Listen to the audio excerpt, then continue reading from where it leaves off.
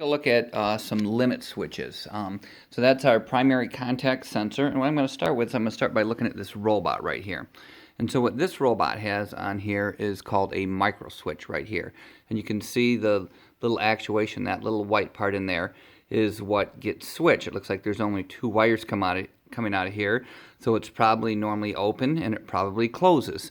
You notice there's a cam on the wheel right there, so that when this robot spins around, that cam makes the limit switch, just like that. So that's a micro switch.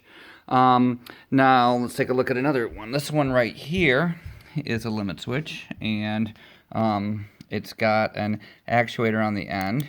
Here it's got a roller on the end. So depending on what your application is, maybe the door is closing on this, and then that would force it to close so that it doesn't destroy whatever it's making contact with. It's got multiple ends on here, so probably it's got a set of normally opens, and it's probably got a set of normally closed, something like that, without a common. All right. Another type of limit switch would be this one right here. This one is just pushed in and out. Looks like it's just got a flat end on it.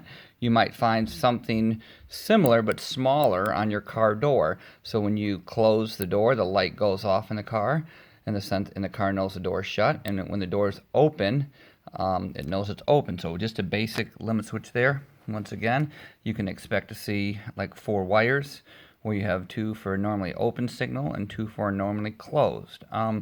Here's the limit switches that we'll be using later for hydraulic trainers, and what these are. They have a roller on the end here. We have a cylinder that slides out, and you can see that washer is going to make that switch, and needs to roll just a little bit.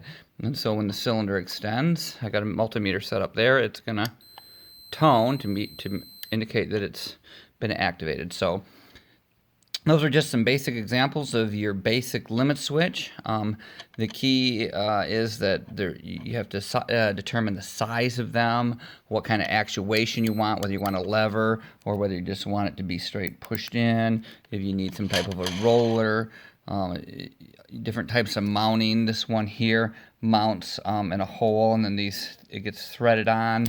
The one right here had small screws on it that got bolted on. So those are the things to consider when you're doing limit switches.